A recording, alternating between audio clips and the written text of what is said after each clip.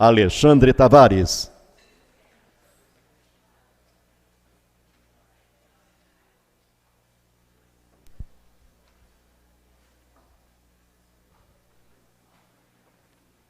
Boa tarde a todos. Primeiramente, gostaria de saudar e cumprimentar os novos colegas, que ingressaram na instituição por meio do 7º concurso. Sejam todos bem-vindos. Dando continuidade ao nosso Congresso de Processo Civil, na segunda palestra do dia, petição inicial em procedência liminar do pedido. Professora Maria Emília Naves Nunes, professora doutora em Direito Processual pela Pontifícia Universidade Católica de Minas Gerais, coordenadora do curso de Direito da PUC, Unidade São Gabriel, coordenadora do curso de especialização em Direito Civil Aplicado do Instituto de Educação Continuada da PUC, Unidade Praça da Liberdade, São Gabriel, professora de Direito Processual Civil da PUC-MG, professora de Direito Processual Civil da Faculdade Novos Horizontes, advogada, avaliadora ad hoc do Ministério da Educação, Instituto Nacional de Estudos e Pesquisas Educacionais. Professora Maria Emília, boa tarde. Seja bem-vinda à nossa instituição. Passo a palavra para a senhora agora.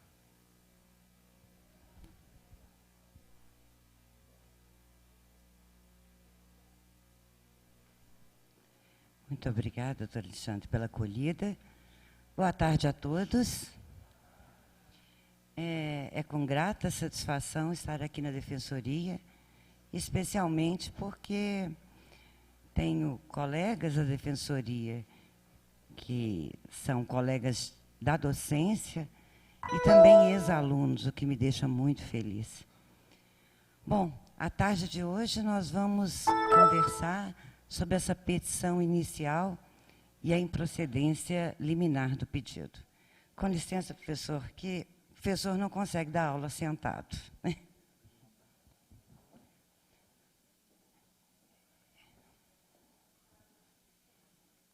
Gostaria, em primeiro lugar, de começar, talvez ficou um pouco pequena a letra, mas eu gostaria, primeiro, de começar com uma poesia de Mário Quintana. Eu gosto de ver sempre o direito sobre uma ótica mais sensível. E essa poesia do Mário Quintana, ela reflete o momento que a gente vai viver agora se fizermos uma alusão. Então, ela fala que lá bem no alto do 12º andar do ano, vive uma louca chamada Esperança. E ela pensa que quando todas as sirenas, todas as buzinas, todos os recos-recos tocarem, ela atira-se. E é delicioso o voo. Ela será encontrada miraculosamente, incólume na calçada, outra vez criança. E em torno dela indagará o povo. Como é teu nome, meninazinha? De olhos verdes. E ela dirá, é preciso dizer-lhes tudo de novo? Ela dirá, bem devagarinho, que não se esqueçam, o meu nome é Esperança. Mas por que isso? Porque nós também estamos numa fase de recomeçar.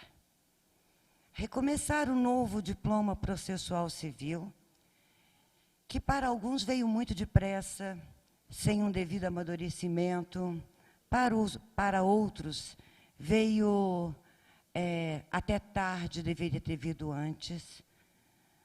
Ou seja, muitas dúvidas param sobre esse novo diploma que vai entrar em vigor, e aí há uma discussão se sim ou se não, mas eu acredito que sim, em março. E se ele tem qualidades boas ou ruins. Um ano, quando começa, também não sabemos se ele vai ser bom ou ruim. Mas nós temos esperança. E é baseado nessa esperança que eu quero trabalhar com vocês o tema da petição inicial e da improcedência. E trabalhar de uma maneira crítica, mas, ao mesmo tempo, esperançosa. Porque eu acho que nós temos que enxergar talvez algum problema, talvez alguma questão a ser melhorada, para que a gente tenha o senso crítico, Nós não somos só agentes do direito no sentido de engolirmos o que está pronto, mas de pensarmos, repensarmos e melhorar o que está aí. Antes de entrar no tema, eu só queria posicionar o que é para mim, né? E depois da leitura de vários que ajudaram a formular esse código, o que seria o novo Código de Processo Civil. Ele estaria, na verdade, estipulando um novo sistema processual? Para alguns, essa é uma realidade.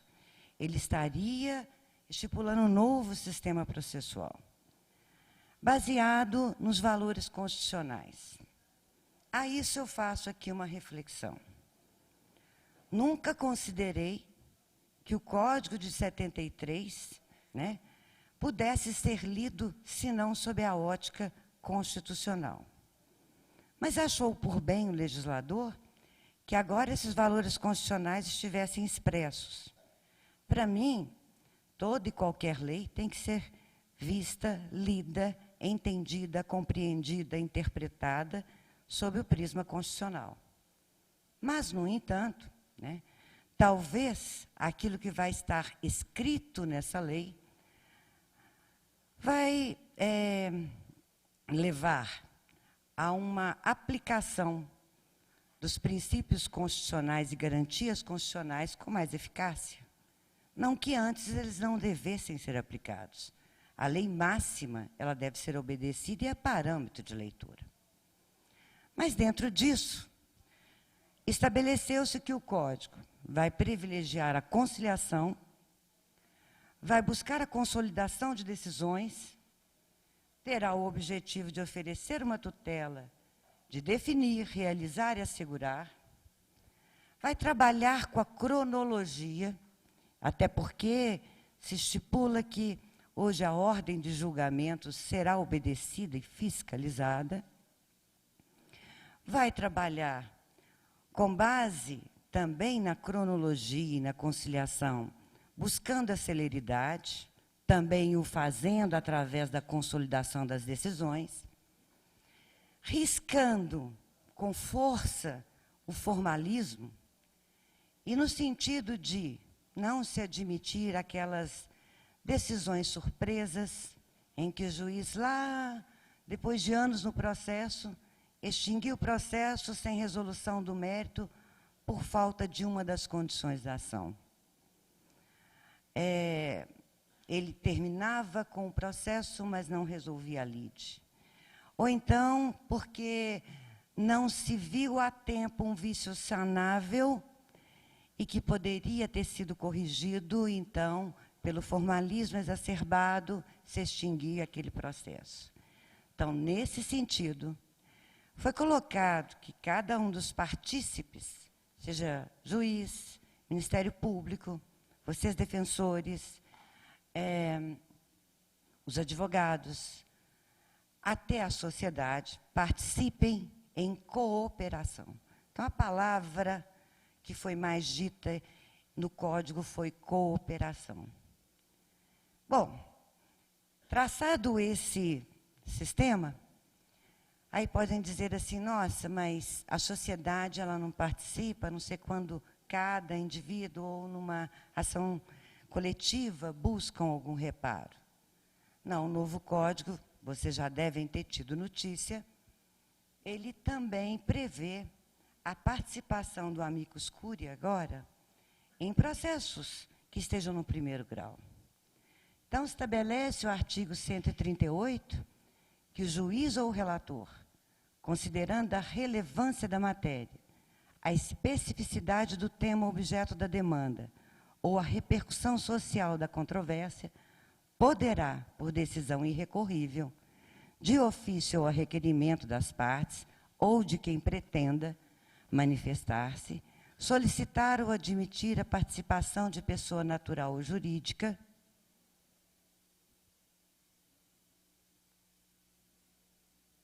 bom, então me sabotando.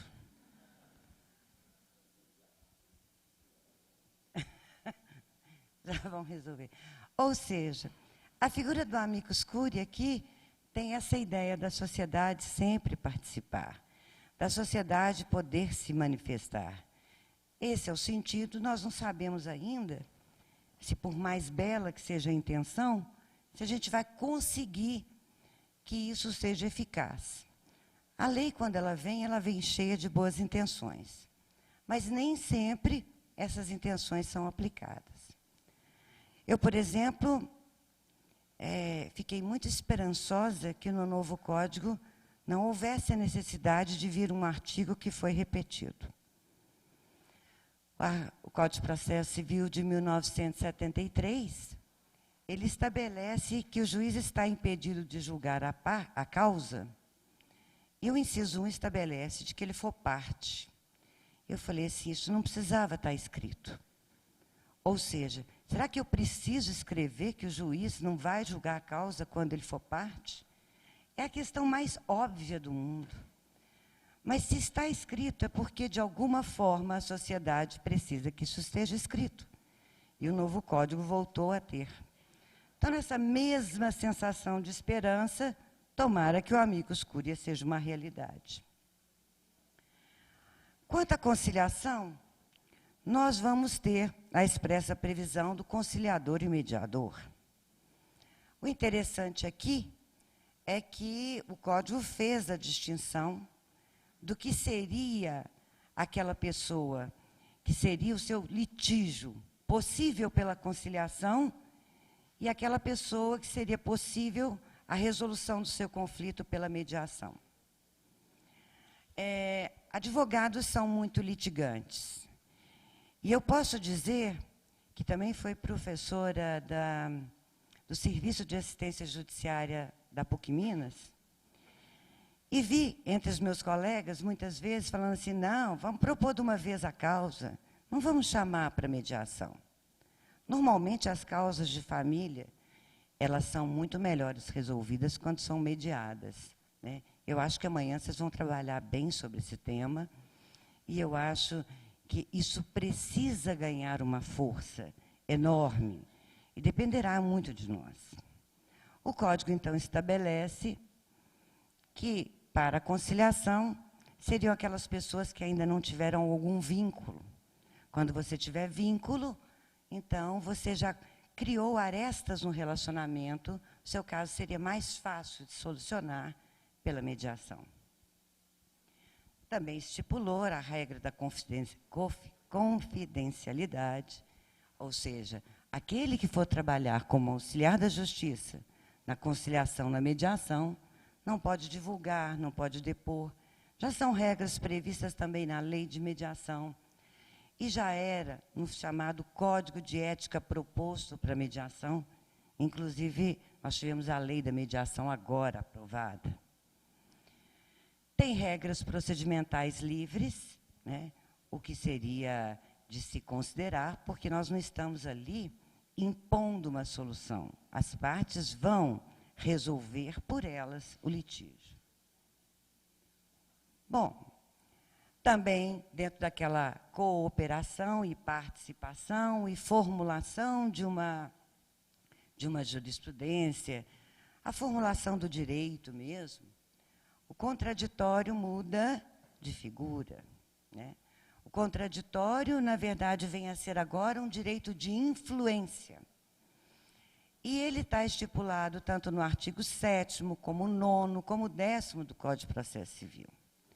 Mas o que seria exatamente esse nosso contraditório de influência? Bom, acho que eu passei mais de um. Não, passei não. Esse contraditório de influência, ele seria aquele capaz de influenciar a decisão. Na verdade, o fato salari nos ensina que o processo é um procedimento em contraditório. Se não foi um procedimento em contraditório, não foi processo. Mas que seria esse procedimento em contraditório? Fala-se em construção em simétrica paridade.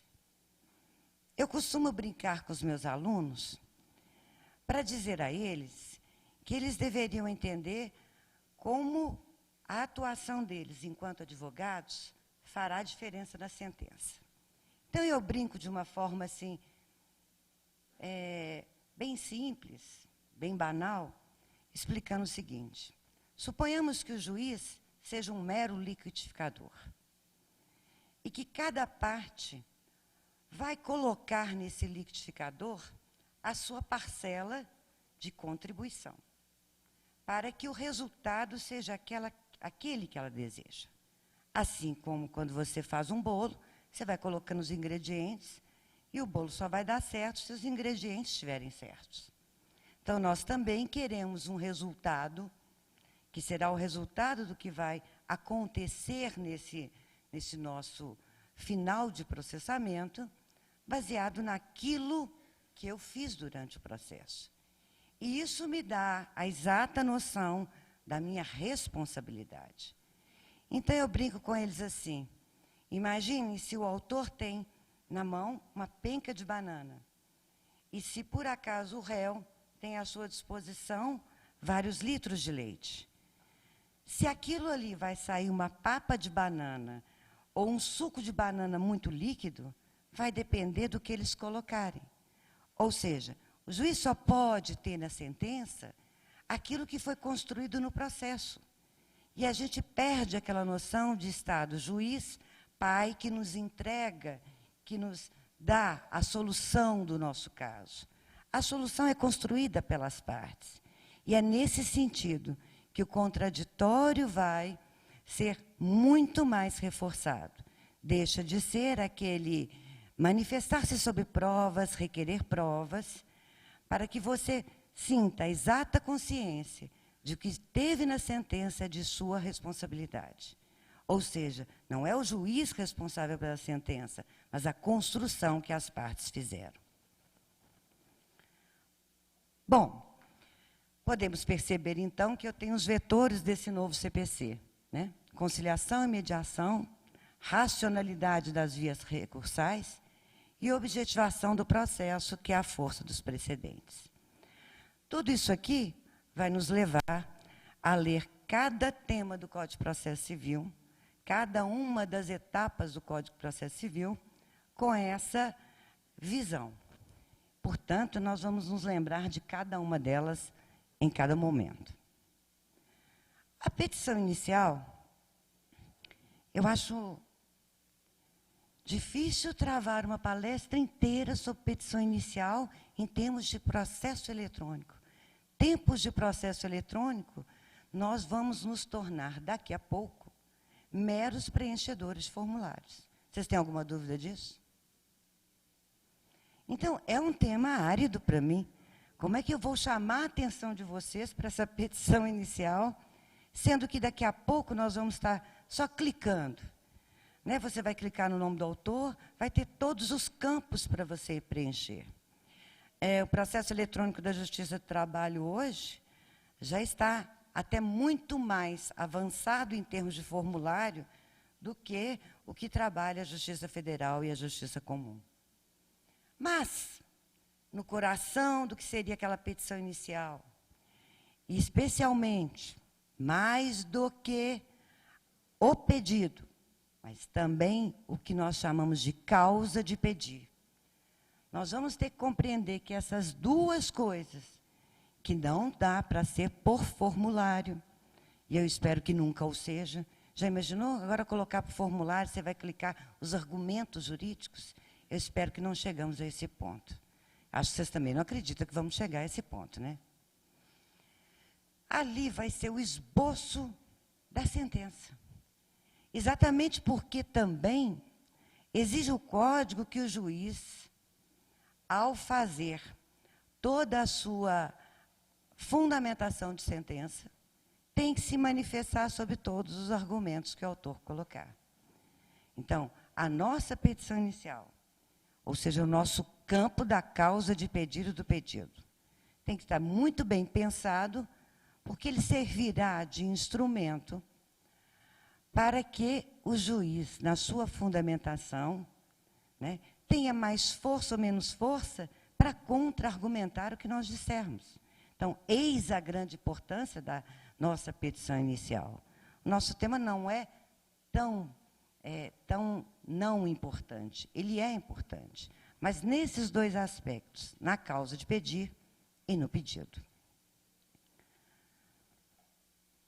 A petição inicial, ela tem os mesmos requisitos, praticamente, do que tem hoje no Código de Processo Civil de 1973. Algumas alterações eram necessárias, né? Então, você vai fazer o endereçamento ao juízo, CPF e CNPJ nós já colocávamos, mas por que colocávamos? Porque os tribunais, né, poderiam já legislar em matéria procedimental daquilo que seria identificador da demanda, das partes, quer dizer, da demanda. Então, agora o Código, facilitando isso, já coloca. Mas isso também já está no formulário. Você já vai digitar o CPF, se aquela pessoa já for cadastrada, já aparece, né, o nome, já facilita o trabalho. Então, já está mais fácil. Agora, se exige o endereço eletrônico, todas as grandes empresas, isso vai facilitar também, serão obrigadas a estar cadastradas. E isso vai facilitar, porque na citação será um meio mais rápido. Domicílio e residência.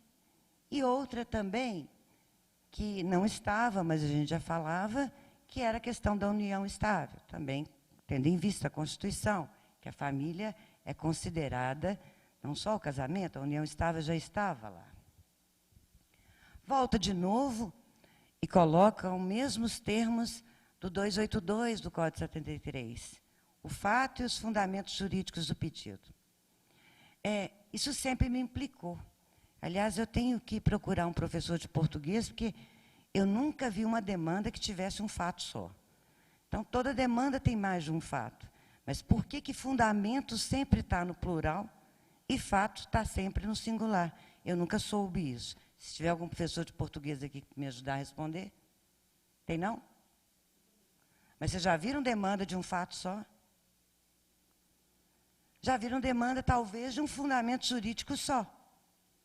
Né? Mas essa continua da mesma forma que está o Código 73.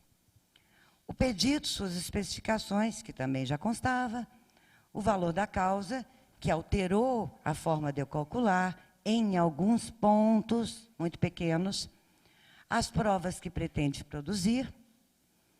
E aqui vai a parte importante. Opção pela audiência de conciliação ou de mediação. Deve constar na inicial. Eu acho muito difícil para um advogado, e acho meio arrogante se ele fizer uma petição inicial dizendo assim, não estou disposto a nem conversar. Eu acho que já ficaria num tom ruim, né? Então, provavelmente, isso já vai estar no modelo do computador também, todo mundo já vai clicar lá, que quer a audiência de mediação ou de conciliação. O requerimento de citação do réu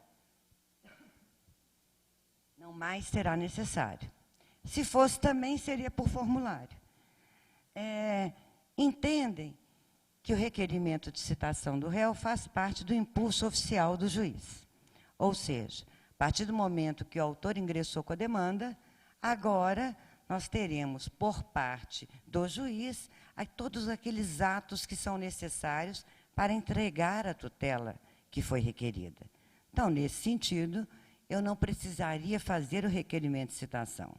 Antes era pressuposto processual. Se você não fizesse o requerimento de citação, né, a sua petição inicial não seria recebida. Bom, em alguns casos, como, por exemplo, se você for pedir a citação por edital, ou se for requerer a citação por oficial de justiça, deverá constar, sim, o requerimento na petição inicial, porque os motivos ensejadores terão que ser muito bem explicados.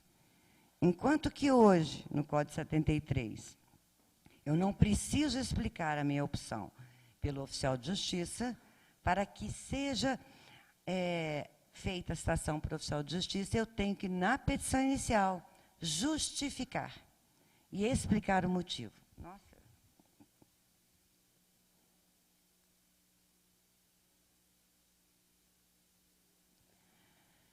Bom, também regra repetida do Código 73, instruída com os documentos indispensáveis. E, na questão da revisão de obrigação de empréstimo, de financiamento ou de alienação de bens, as parcelas controversas, eu tenho que quantificar o valor em controverso. Também já constava no nosso Código de 73. O que muda quanto a você não obedecer e precisar corrigir essa peça? A famosa emenda da petição inicial, ela vai acontecer em 15 dias, que é o prazo que você vai ter para corrigi-la, a não ser quando o problema for daquele advogado que atua em causa própria e ele deixou de fornecer o endereço do seu escritório, aonde será intimado, e o seu endereço eletrônico. Nesse caso, a correção é somente de 5 dias.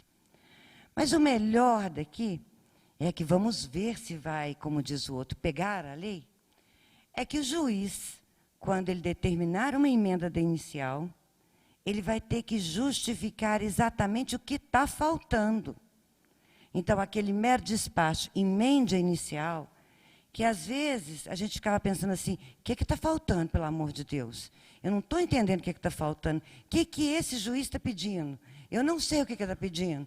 Agora, ele vai ter que justificar. Mas vamos ver se vai pegar, torcendo que sim.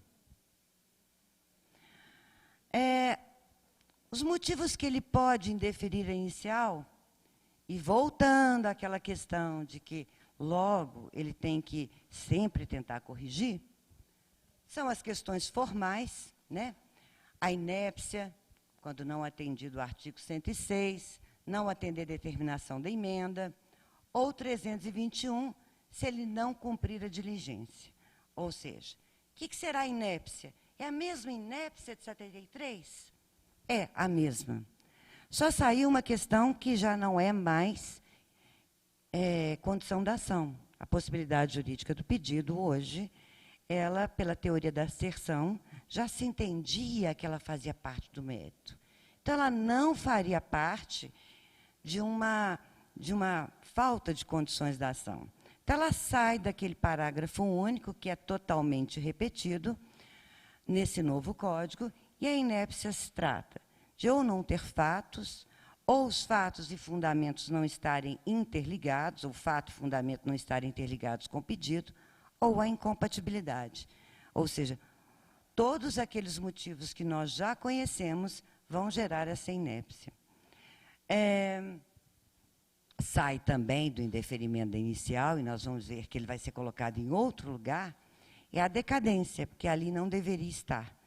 Então, o indeferimento da inicial por decadência já não ocorre mais, porque é até questão de mérito. A inadmissibilidade da ação fica somente com a ilegitimidade e com a falta de interesse de agir. Sempre estudamos e temos consciência de que, quando falta legitimidade, você não tem como corrigir. Mas também haverá uma determinação no Código para que essa questão seja vista com cuidado, tanto da legitimidade quanto do interesse de agir. Ou seja, vício sanável ou insanável tem um tratamento pelo Código. Também pode ser, como hoje também, que ele possa decotar algum dos meus pedidos e prosseguir quanto aos demais. Por uma decisão interlocutória, serão decotados aqueles que ele entende que é inepto ou aqueles que faltam uma das condições da ação. Essa correção dos vícios insanáveis, ela pode levar a uma correção mesmo ou ao debate. Então, é aquilo que nós vimos. O juiz está realizando com as partes em cooperação. Nenhuma decisão dele pode ser surpresa. Então, se ele entender que há uma ilegitimidade, ele está obrigado agora a apresentar, olha, eu estou verificando que provavelmente há uma ilegitimidade aqui. E dar oportunidade para que o autor esclareça se há ou não. Quem sabe ele mude de ideia. Então, você vai ter esse debate daquilo que ele está mandando corrigir, antes que ele aplique a norma que ele acredite ser o sustentáculo da sua decisão. E isso exatamente em qualquer decisão que ele estiver dando. Porque o artigo 10 faz: o juiz não pode decidir em grau algum de jurisdição com base em fundamento, a respeito do qual não se tenha dado às partes a oportunidade de se manifestar, ainda que se trate de matéria sobre a qual deva decidir de ofício. Então, não há mais a possibilidade da decisão surpresa. Se ele está entendendo que falta uma das condições da ação, ele obrigatoriamente deverá abrir para que se verifique os argumentos contrários. Falar em condições da ação também é bem importante que eu esclareça que os atuais autores de processo estão discutindo se pelo novo código eu vou continuar a usar essa linguagem de condições da ação.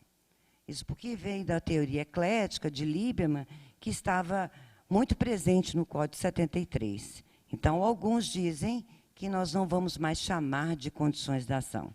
Então, não aparece falta de condições da ação no Código, não aparece exatamente falta de interesse, falta de legitimidade. Posso aumentar a minha petição inicial? Aditamento, ele sempre foi possível por um ato unilateral e continuará sendo. Ou seja, até que o réu seja citado, eu posso aumentar essa demanda, colocar o limite da demanda que eu quiser, porque quando ele for citado, ele já vai ser citado naquele novo limite, somado o primeiro com o segundo. Isso não há prejuízo. E quando não há prejuízo, não há nulidade, não há nenhum senão. E a lei não poderia criar somente obstáculo de formalismo. Poderá se editar depois da citação? Sim, obviamente, com a concordância do réu. Fato que hoje também já se coloca. Se ele concordar com o aumento, eu posso ter, sim, a ampliação do limite da lide.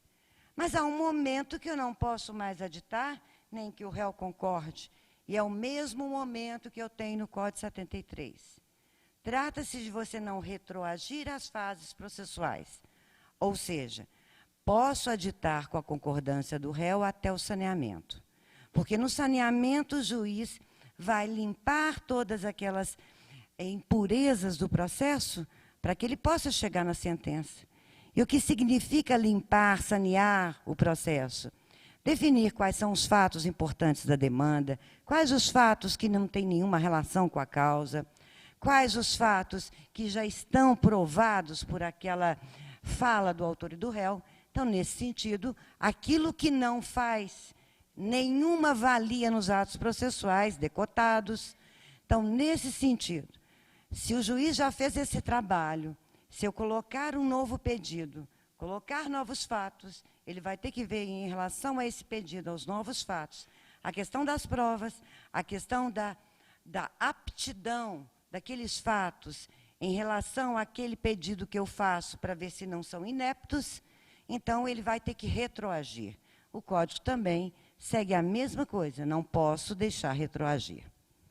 Mas pode ser que ocorra uma audiência de saneamento. Tá? Essa audiência de saneamento será a opção do juiz quando ele entender que as questões são complexas. Então, ele pode chamar as partes para entender o que elas estão dizendo, seus argumentos, e, a partir disso, sanear nessa audiência.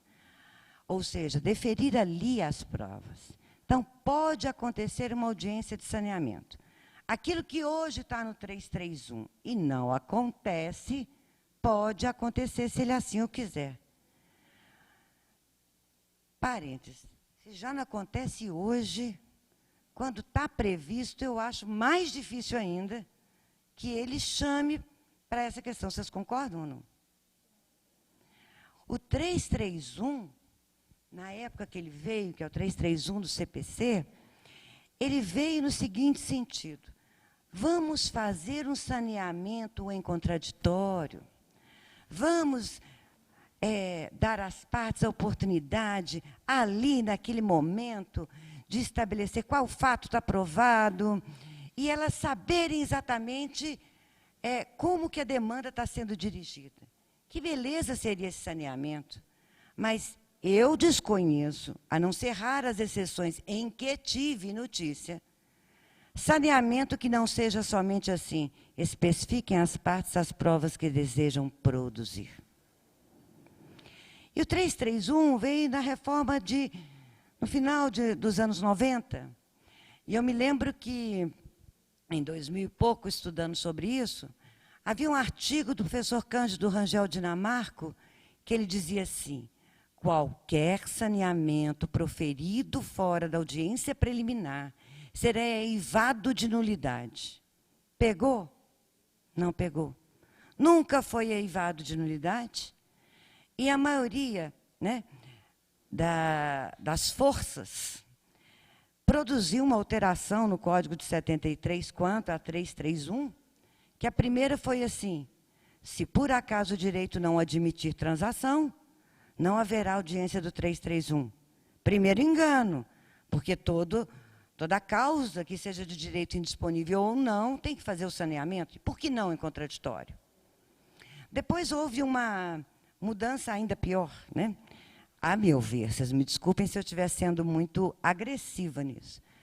Deram uma bola de cristal para os juízes e disseram assim: olha, se você achar que aquela causa não vai ter acordo, então você não marca o saneamento. Ou seja, ele não precisa, ele vai entender, sem muito justificar, que aquela causa não iria dar acordo, não marcava a audiência do preliminar.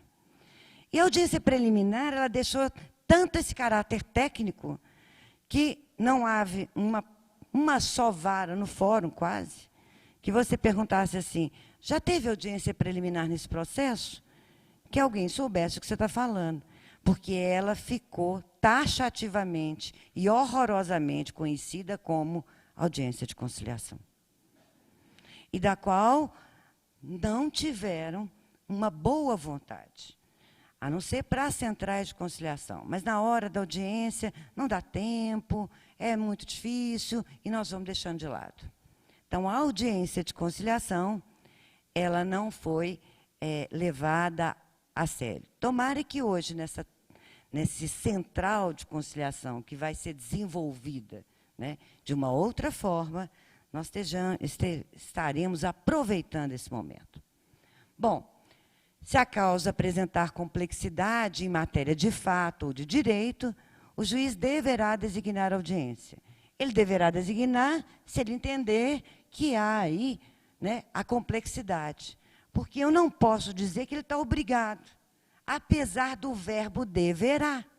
Porque quem vai fazer esse julgamento se a cláusula é complexa ou não, é ele naquele momento. Então, nós não temos certeza que essa audiência vai acontecer. Então, para que o saneamento seja feito em cooperação com as partes, oportunidade que o juiz, se for o caso, convidará as partes a integrar ou esclarecer suas alegações. Então, ali pode haver um aditamento naquele momento. E aí a concordância vai ser no meio daquela audiência. Pode haver um aumento da lide, um aumento do limite da lide naquela hora da audiência especial aí de saneamento, que a gente nem sabe se vai ser marcada.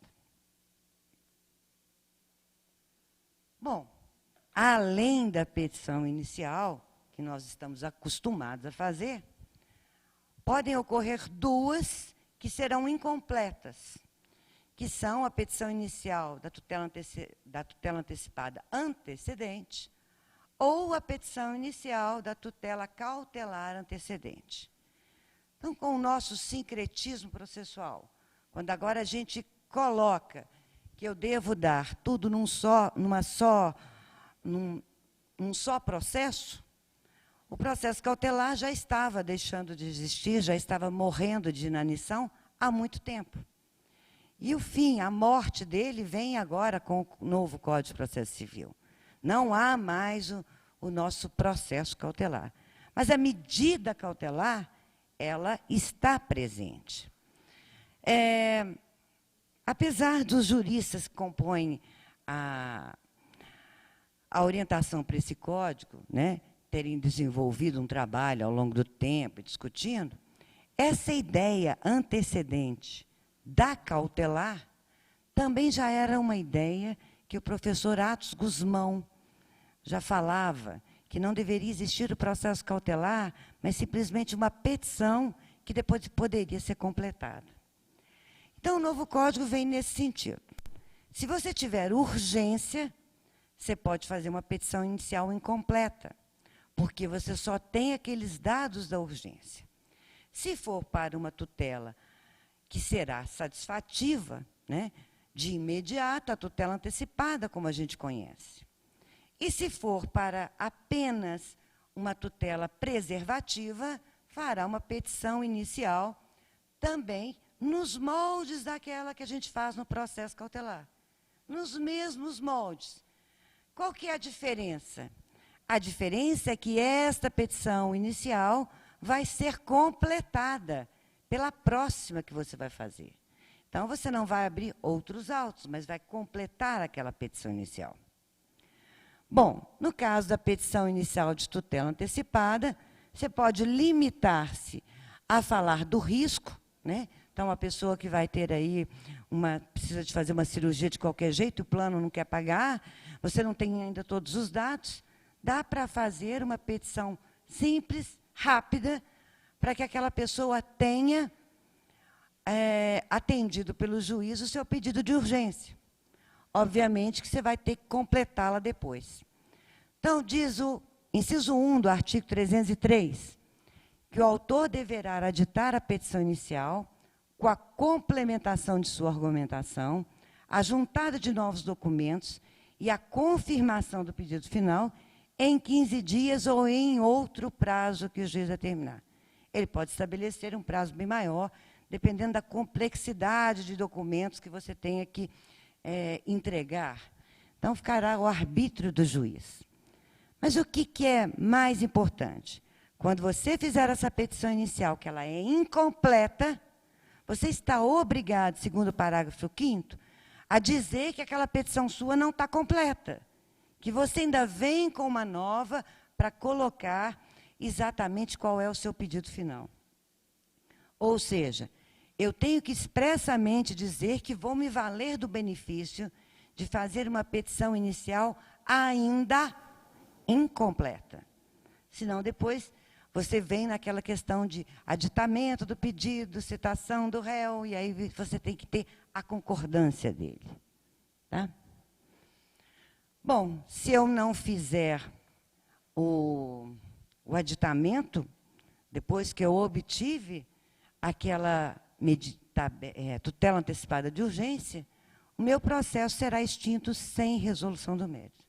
Mas aí vai acontecer algo muito sério, que eu acho que a professora Juliana Cordeiro já esteve com vocês na sexta-feira, que é uma novidade.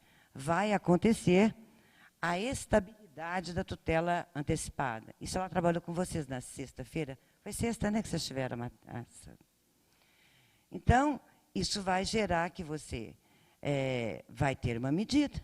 Essa medida vai ter uma força de coisa julgada e tem o prazo decadencial de 2 anos para retirá-la do ar. Bom, mais ou menos é isso a minha petição inicial de tutela antecipada. Ela é mais simples, mais rápida e tem que ser completada. Prazo de 15 dias ou mais que o juiz pode dar.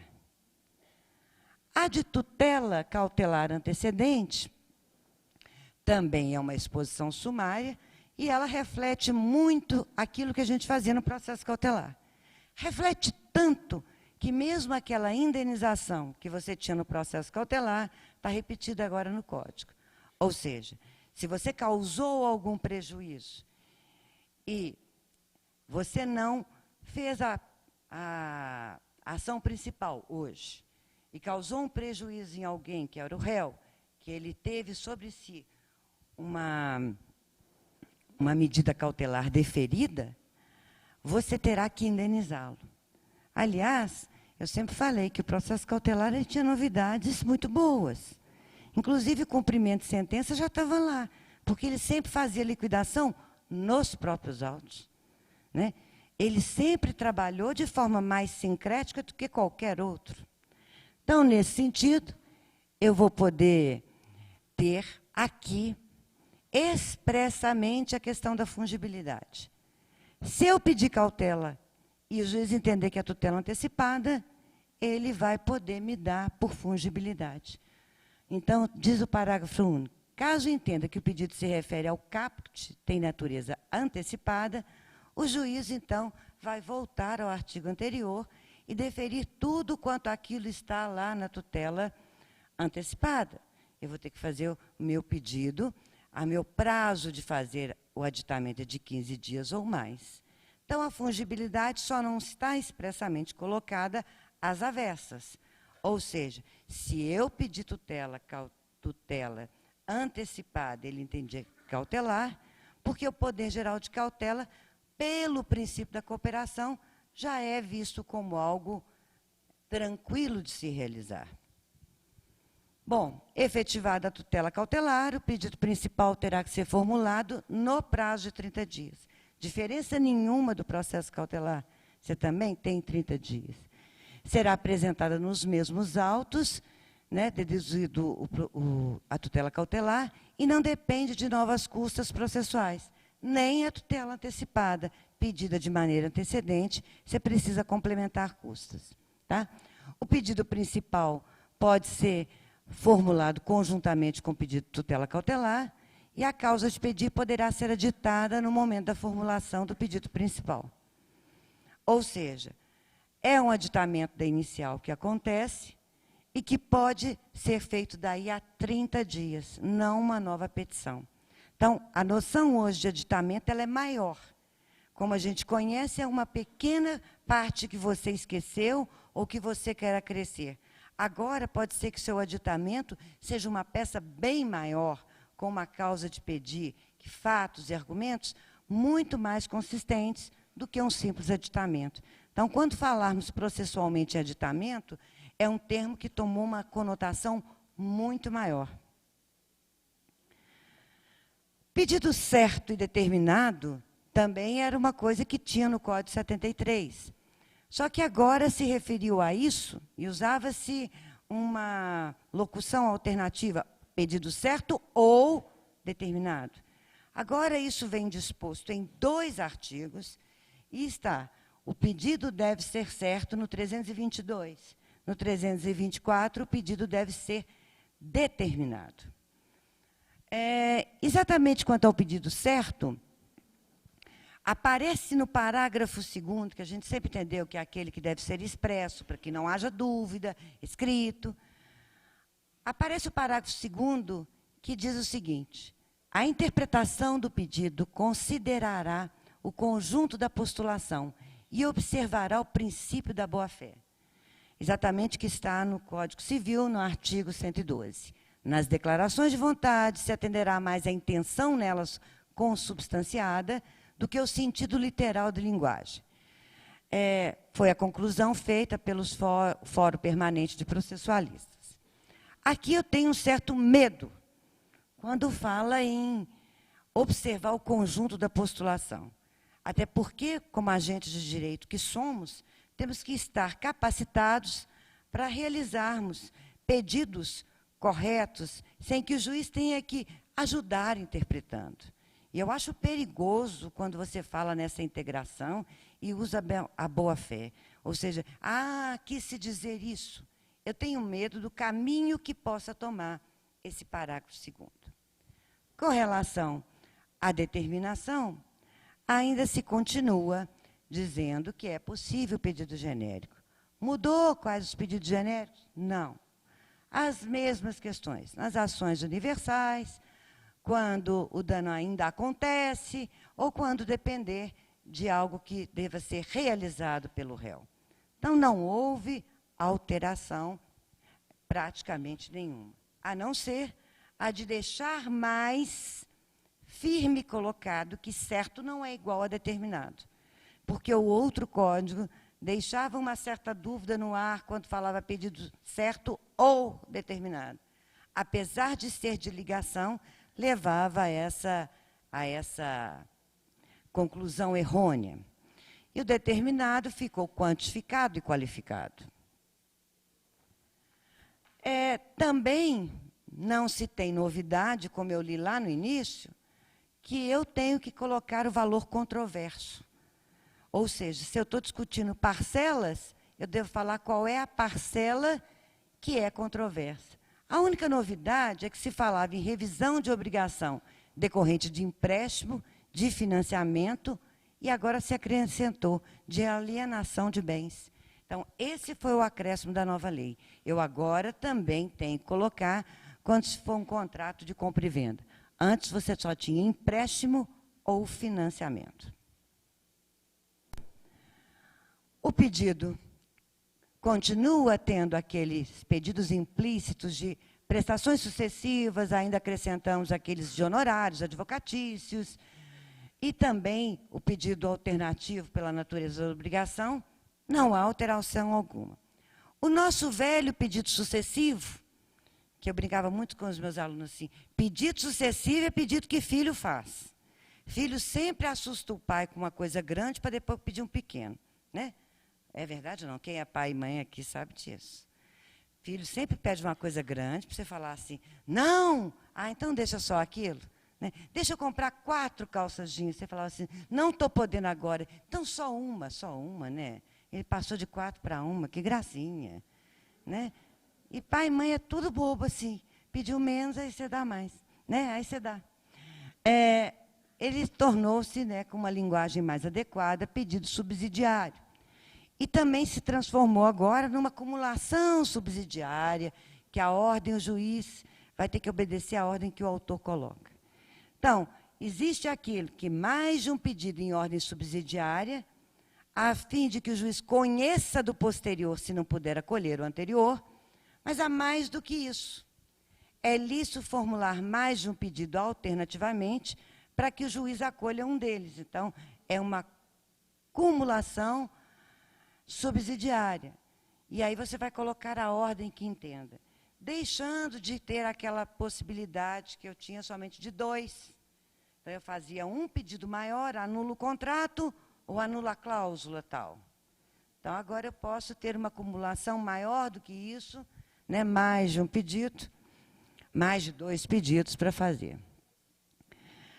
Na acumulação de pedidos, tira-se uma expressão interessante que lá no Código 73 fala assim, é permitida.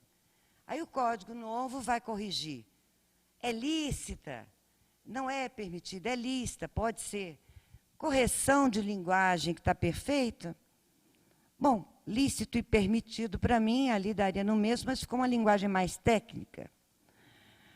Eu posso, e aí como eu não tenho mais o ordinário, vocês já viram sobre o procedimento, eu não tenho mais o ordinário, só tem procedimento comum. Posso fazer a junção dos 2 pedidos, desde que eu vá para o procedimento comum. Só que ele faz uma ressalva. Às vezes, alguma técnica boa do procedimento especial pode ser usada naquele caso. Então, ele fala, sem prejuízo de técnicas processuais diferenciadas. Até porque o juiz pode chamar as partes para conversar sobre a questão procedimental. O procedimento mais não está fechado. Inclusive,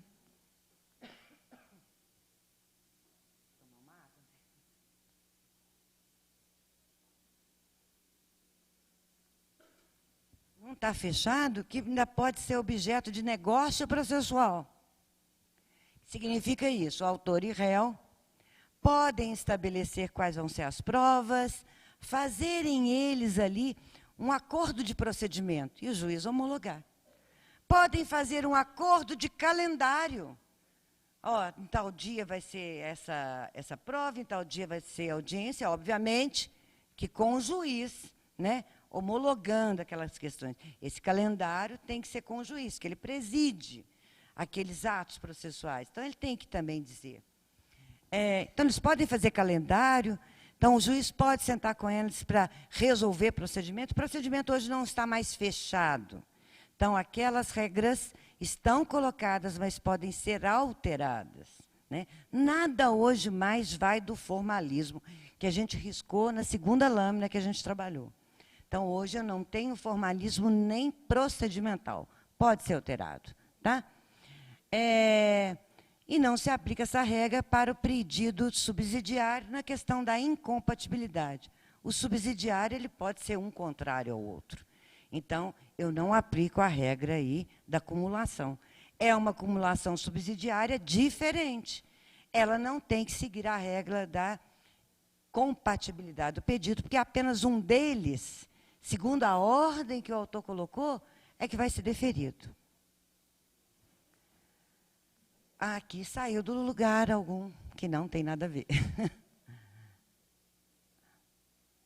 Saiu do lugar aqui mesmo. Opa. Bom, o valor da causa acho que não está dando para vocês chegarem aí, porque está muito longe. Então, eu vou ler as principais questões. O que é que mudou? Desobedeceu-se a uma regra constitucional, por exemplo. Tanto o Estado, quanto a União, quanto os municípios, por determinação constitucional, têm que respeitar as certidões que cada um desses entes dá. Então, quem avalia, mas aí não avalia de forma tão atualizada, o imóvel é a prefeitura, o município. O que acontece? Então, todas as causas que eu discutisse o bem imóvel, eu deveria colocar o valor que está lá na guia do IPTU. Mas como nós sabemos que essa guia não é atualizada e que os valores dos contratos de compra e venda seriam bem maiores do que esse, inclusive o próprio município, na hora de cobrar, cobra mais do que aquilo, então se colocou que qualquer conteúdo econômico que eu tenha é o conteúdo do meu valor de causa. Então, a valoração do imóvel pela certidão do IPTU não mais tem validade.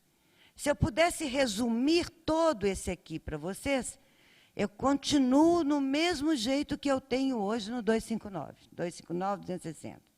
Exatamente o que é? Conteúdo econômico do pedido, conteúdo do valor da causa. Conteúdo, mais de um conteúdo econômico, 2 pedidos, a soma deles. Um ou outro, sempre o poder público vai querer o de maior valor. Isso aí é uma regra básica. Quando ele te cobra pelo de maior valor. Quando ele te paga, às vezes ele te paga pelo de menor valor. Não tem jeito. Então, você vai poder saber. Somou mais de um conteúdo econômico, o valor da soma. O conteúdo econômico agora só está diferenciado quanto a uma coisa que a gente colocava de maneira generalista ou ínfima, que é a questão do dano moral. E aí estabelece o nosso inciso...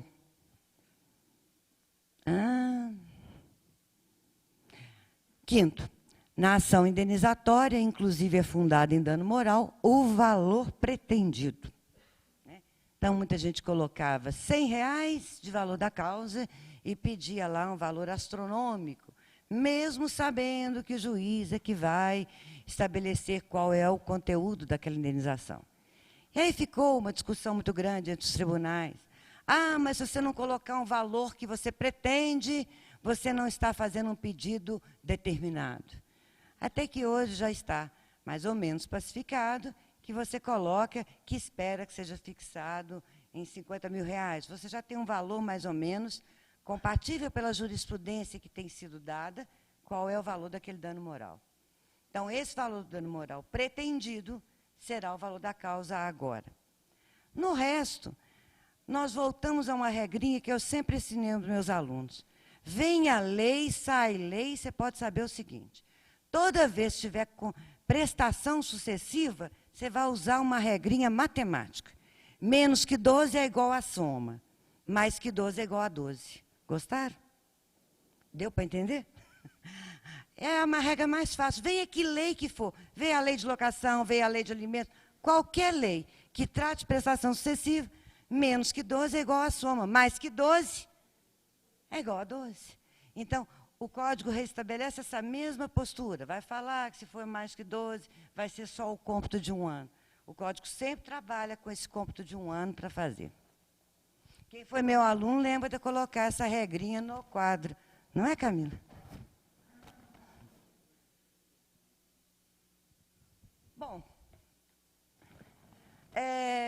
Vocês têm alguma dúvida sobre a petição inicial? Eu posso passar para o segundo assunto.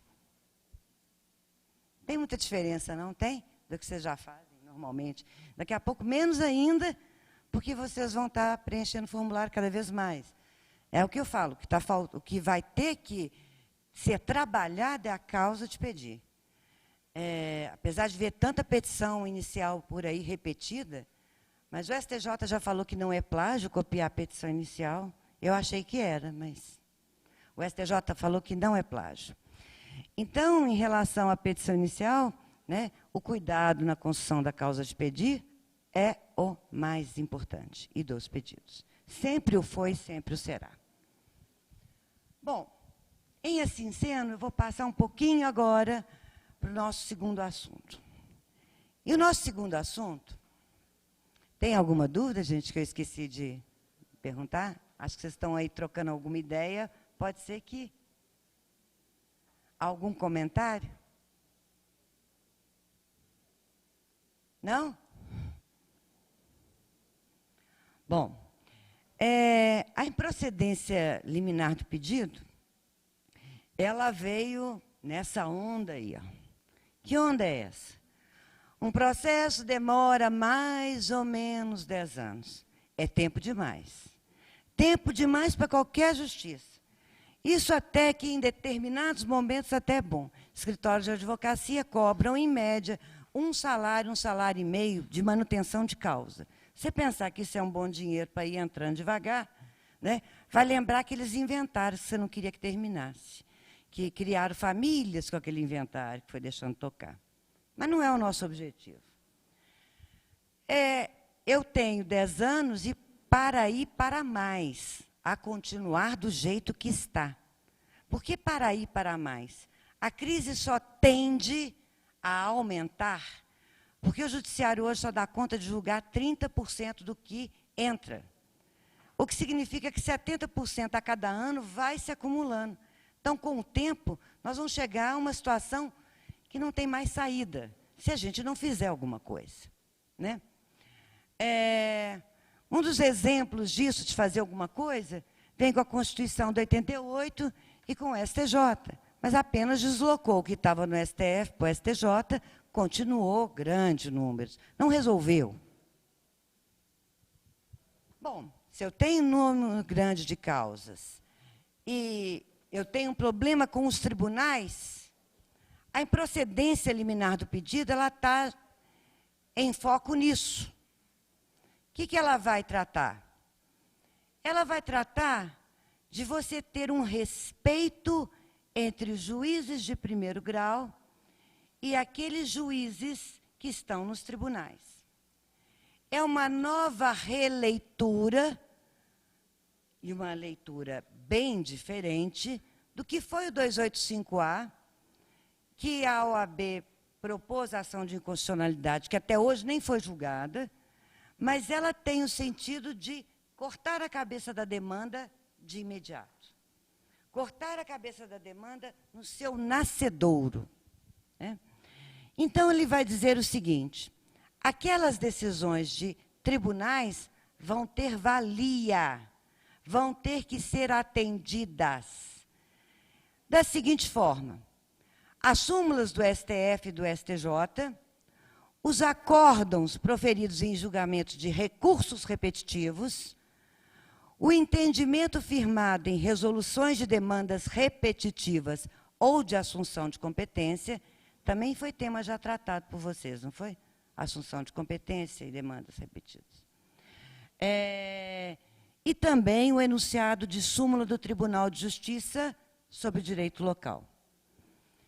Aqui aparece também o que saiu lá do indeferimento da inicial e o que saiu do antigo 219. A verificação da prescrição de imediato, que acontecia no parágrafo 5º do 219, vem para cá agora, é improcedência liminar. Se o juiz constatar prescrição ou decadência, ele já vai julgar improcedente liminarmente. E aí, obviamente, nós voltamos naquele artigo 10. O juiz tem que falar com a parte que está achando que ali há uma prescrição. oportunizando para que ela também fale que não. Não é em contra-razões de recurso que ele vai ver a alegação da parte. Segundo o artigo 10, antes de dar essa sentença, ele tem que virar e esperar do autor que ele fale exatamente o que, qual é a opinião dele sobre a questão.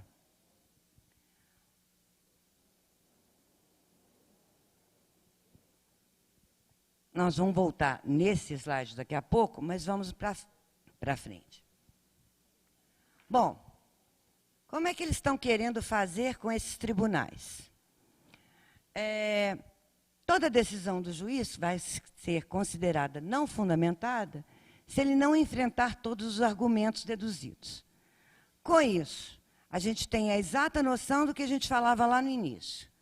O contraditório saiu de fatos e provas, passou para o contraditório de influência, adotando aquela exata noção de que norma é igual a resultado e que, conforme esse resultado, está errado ali embaixo, vai se tornar, ao tempo, ao longo da maturação, em precedente.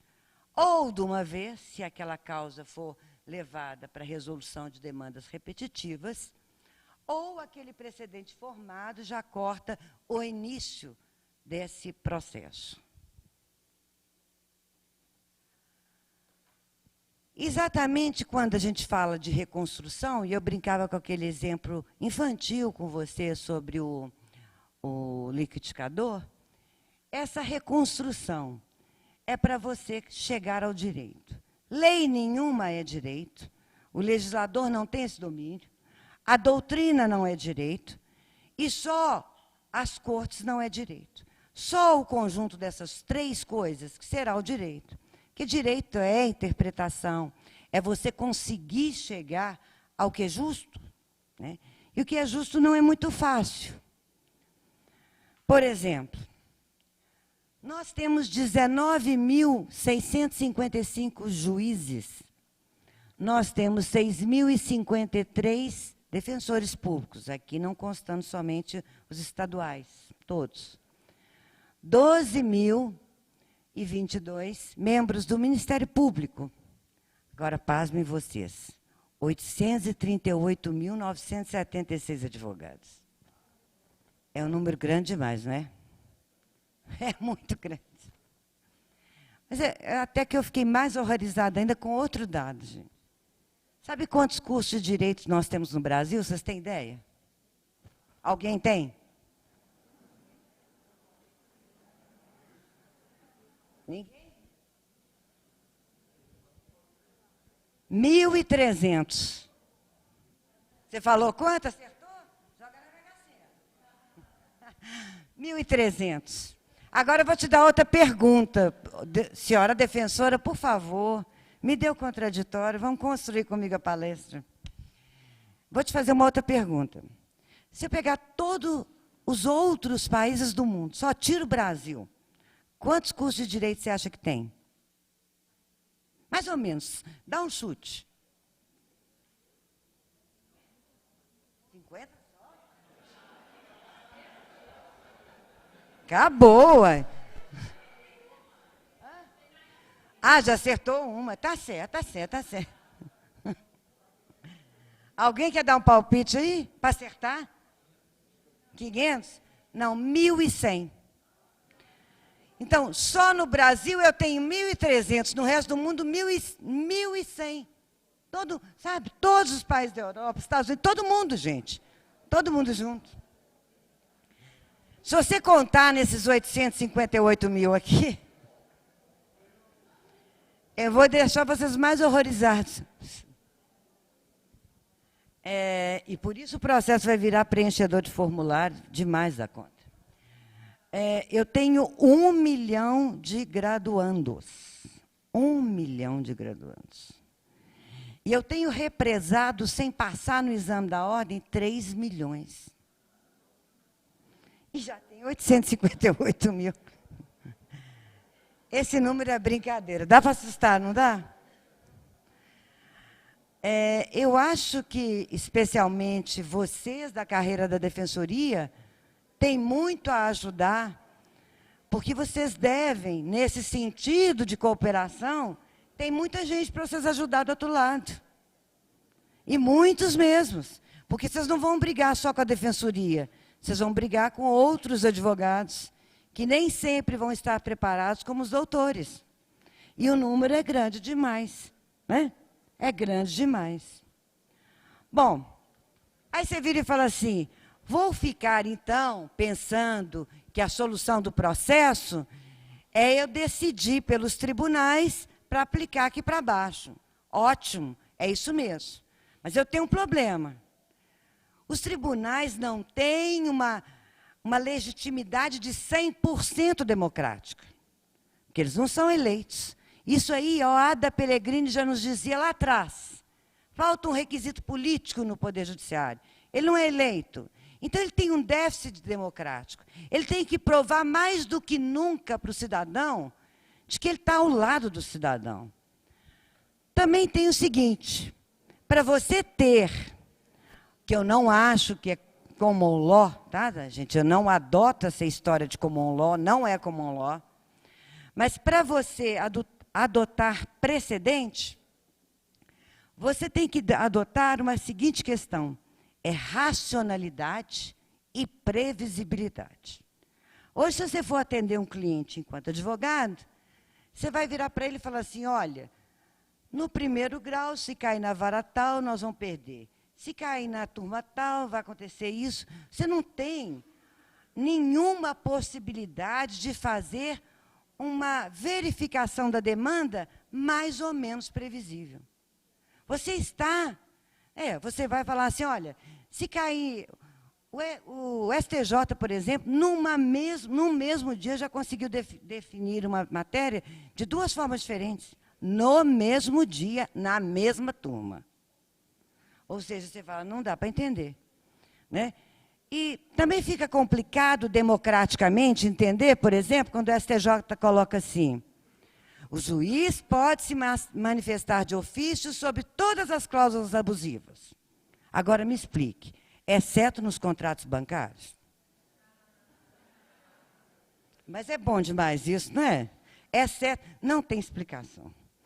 Então, nós vamos ter que ter racionalidade, previsibilidade, para você poder saber aonde que está o direito. Isso é que causa segurança jurídica. Sem isso, você não tem segurança jurídica. E você tem que ter uma unidade do direito, porque nós não estamos obedecendo ao princípio da igualdade.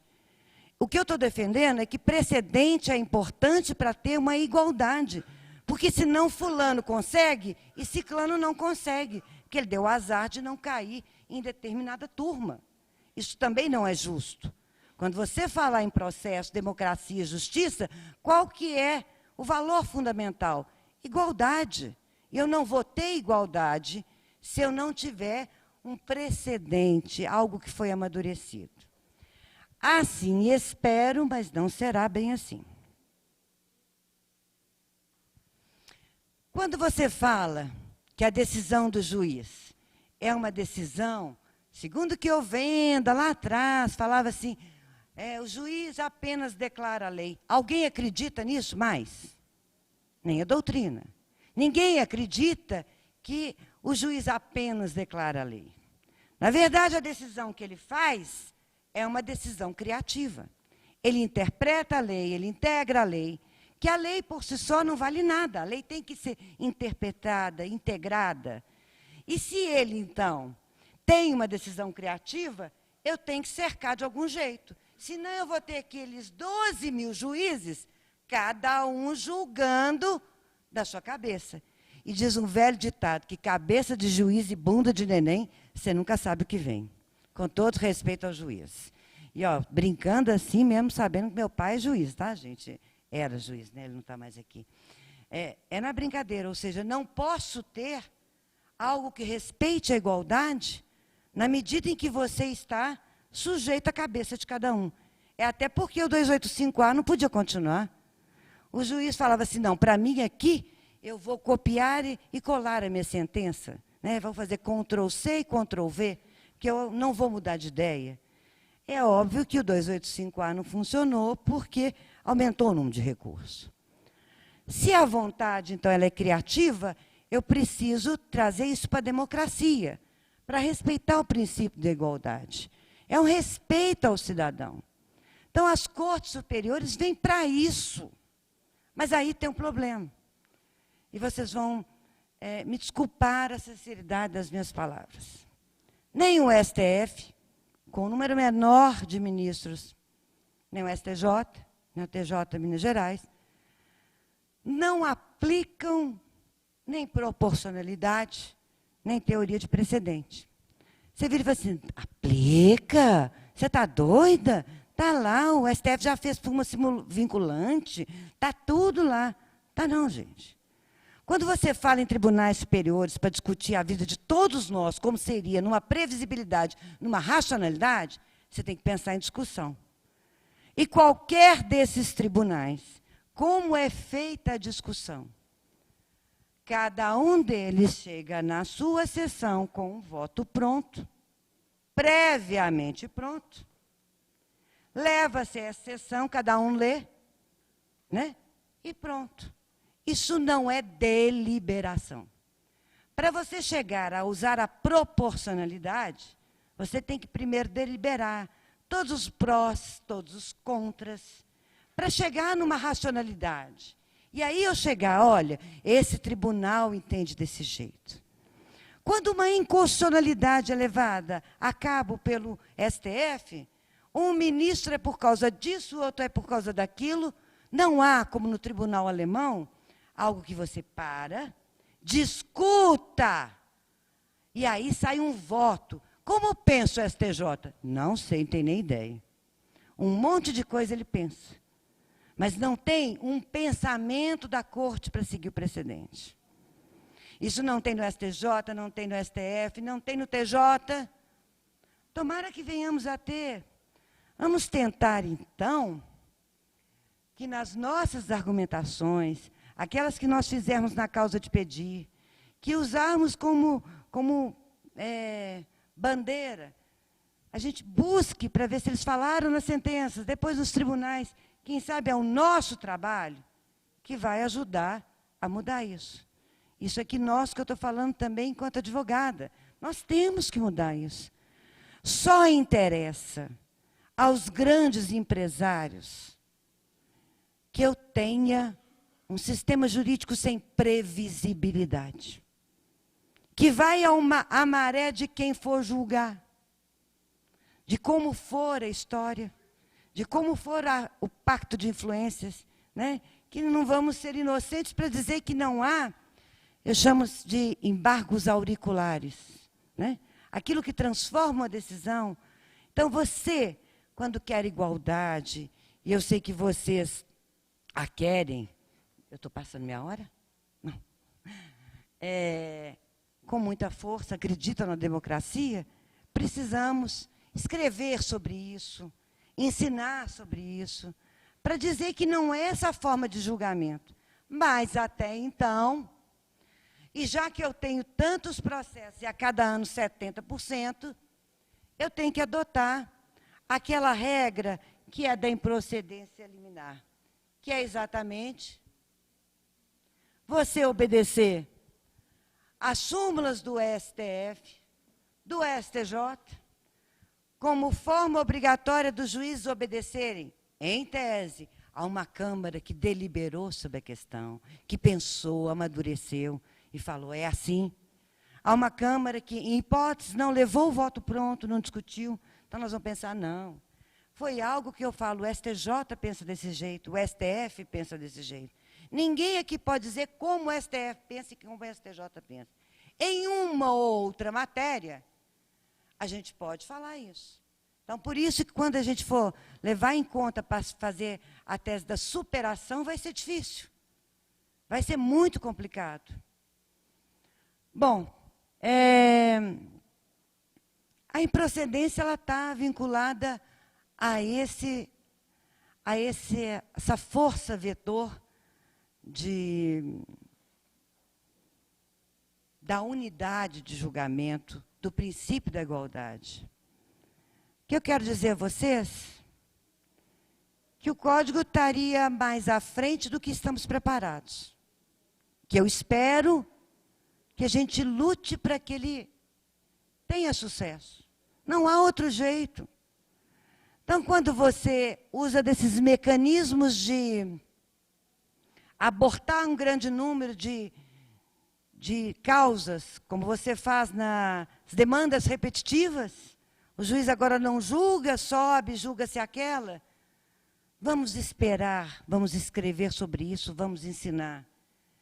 De que se deve isso ser feito por um tribunal que delibere, que ao deliberar use a proporcionalidade. E não adianta dizer que os juízes farão sozinhos. Eu acho que tem muita coisa no Código que eles vão discutir. Os advogados estão falando que o Código é muito autoritário. Os juízes estão falando que é um absurdo eles terem que fundamentar a sentença daquele jeito. Mas queria tirar aquilo de tudo quanto é jeito. Né? Cada um está puxando a farinha para o seu saco, dizendo alguma coisa. Mas vamos aproveitar o que tem de bom. E, nesse sentido, eu gostaria só de terminar com uma coisinha aqui. Novamente, eu comecei com poesia e eu termino com Fernando Pessoa. Somos anjos de uma só asa, e só podemos voar quando abraçamos uns aos outros. Então, vocês, especialmente da Defensoria, eu queria deixar essa mensagem. O lado de lá, às vezes, pode não estar tecnicamente preparado. E, geralmente, não vai estar, porque você tem um número grande de advogados. E nem sempre vocês vão estar advogando com grandes escritórios bem preparados, né, com muita coisa a dizer. Às vezes, é aquela pessoa ou que está começando, ou que, às vezes, ainda precisa amadurecer mais. Então, é nesse sentido, a cooperação também da gente não ser inimigo uma parte da outra. Eu acho que a Defensoria pode muito ajudar para que a gente voe longe. Tomara que o Código seja bom de alguma forma. A gente tem que ver lado positivo. Bom?